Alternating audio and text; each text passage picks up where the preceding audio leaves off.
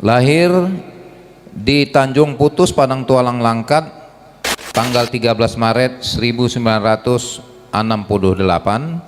Beliau S1-nya di FMIPA USU tamat tahun 1995, S2-nya di Universitas Indonesia tamat tahun 2000, dan S3-nya di Universitas Sultan Zainal Abidin Terengganu, Malaysia, tamat pada tahun 2016.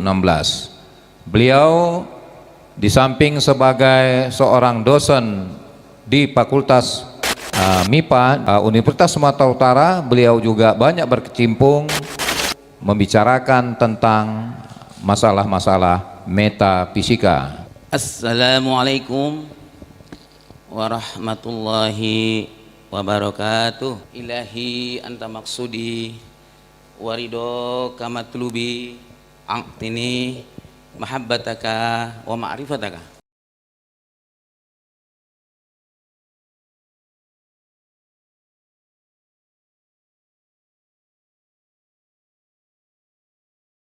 Assalamualaikum warahmatullahi wabarakatuh.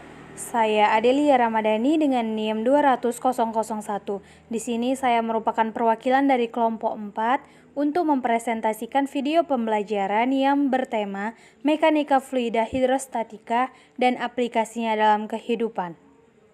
Sebelumnya, saya mengucapkan terima kasih kepada Bapak Sontang selaku dosen mata kuliah Fisika Mekanika 1. Atas bimbingannya kami dapat menyelesaikan video pembelajaran ini dengan baik. Adapun kelompok 4 terdiri atas yang pertama Adelia Ramadhani dengan NIM 200.001, Putri Kholila dengan NIM 200.079, dan Akhir Nasution dengan NIM 200.101. Baiklah, saya akan mulai menjelaskan. Yang pertama, bab pertama yaitu pendahuluan. Slide selanjutnya yaitu abstrak. Hidrostatika adalah cabang dari hidraulika yang mempelajari perilaku zat cair dalam keadaan diam. Suatu benda yang berada di dalam zat cair diam akan mengalami gaya-gaya yang ditimbulkan oleh tekanan zat cair.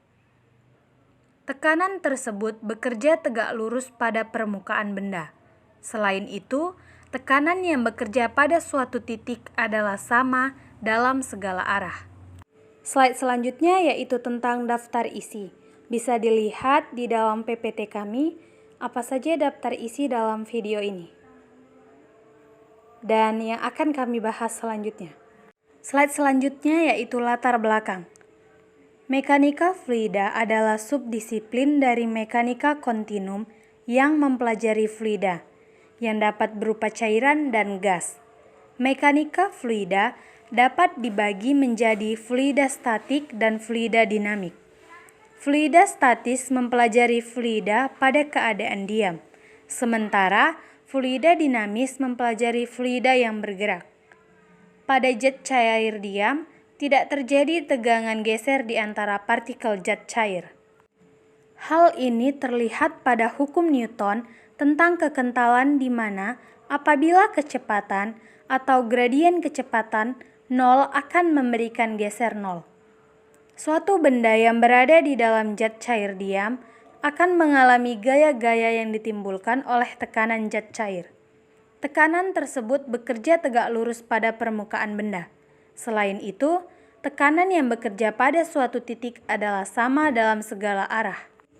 Manfaat. Adapun manfaat dalam materi ini yaitu 1. Menambah wawasan mengenai hidrostatika. 2. Dapat menerapkan hukum tekanan hidrostatis dalam kehidupan sehari-hari. Baiklah, kita masuk ke bab 2 yaitu pembahasan. Teori. Statika fluida, kadang disebut juga hidrostatika, adalah cabang ilmu yang mempelajari fluida dalam keadaan diam dan merupakan subbidang kajian mekanika fluida. Istilah ini biasanya merujuk pada penerapan matematika pada subjek tersebut. Statika fluida mencakup kajian kondisi fluida dalam keadaan kesetimbangan yang stabil. Penggunaan fluida untuk melakukan kerja disebut hidrolika.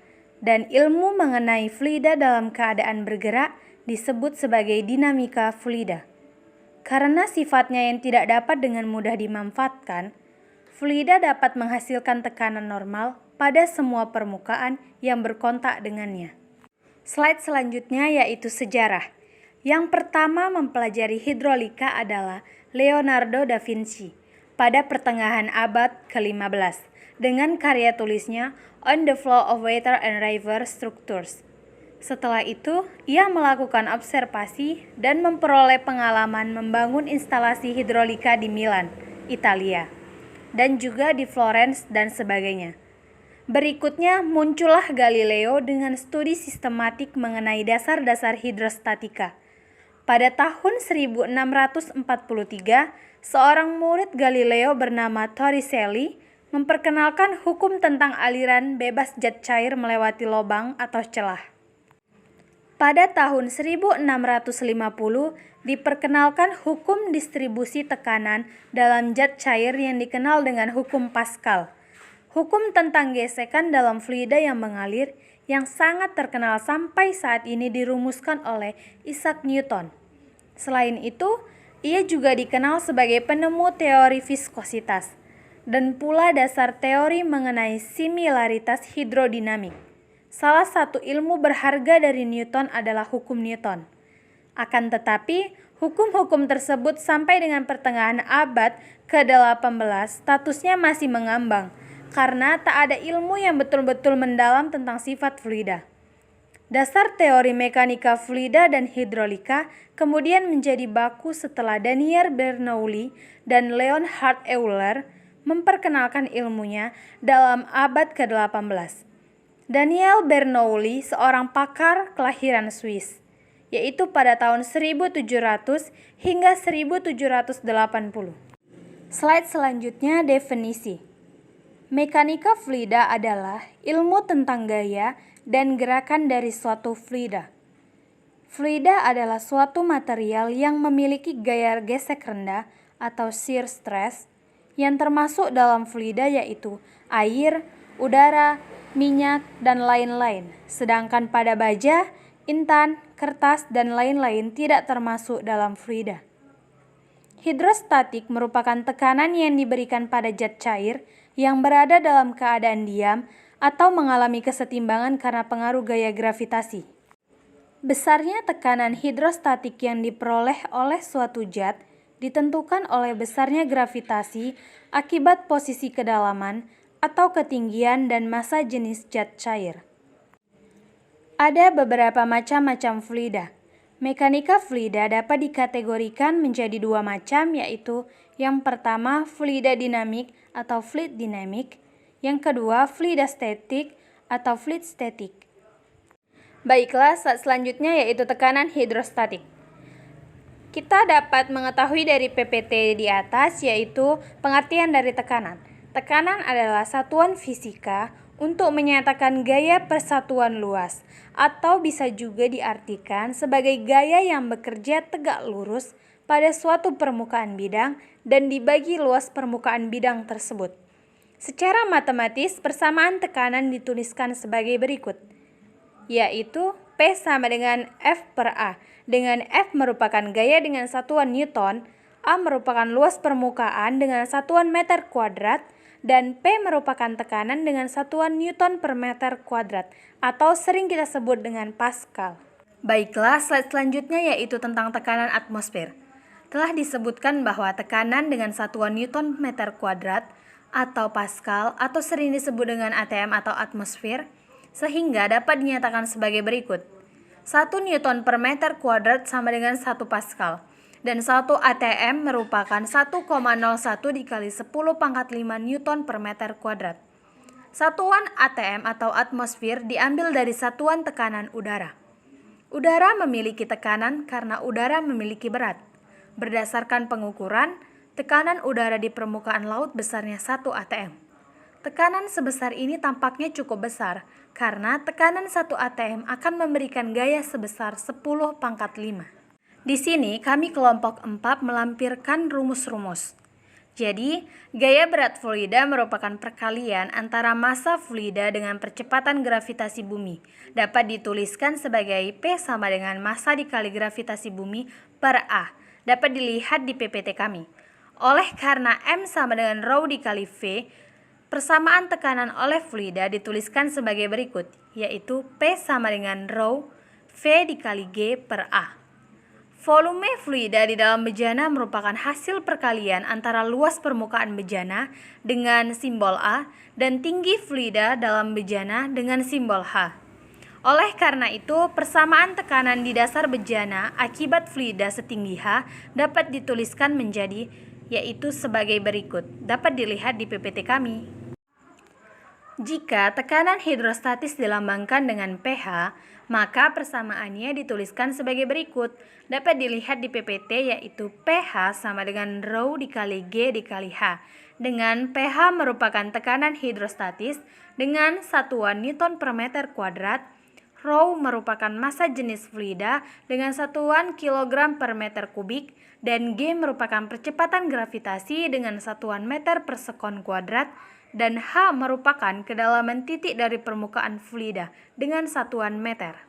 Baiklah, di slide ini saya dan teman-teman saya mencantumkan penerapan hidrostatis di dalam masyarakat.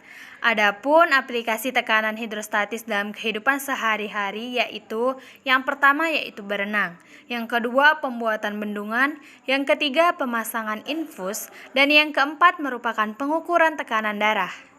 Baiklah, tak terasa kita sudah sampai ke bab 3 yaitu bagian penutup.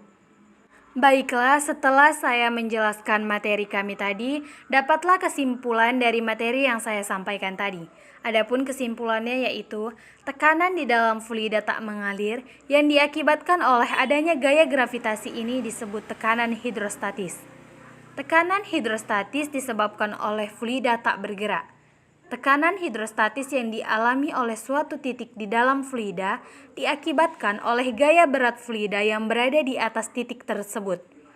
Jika besarnya tekanan hidrostatis pada dasar tabung adalah P, menurut konsep tekanan, besarnya P dapat dihitung dari perbandingan antara gaya berat fluida atau F dan luas permukaan bejana atau A, dan dapat ditulis dengan P sama dengan F per A.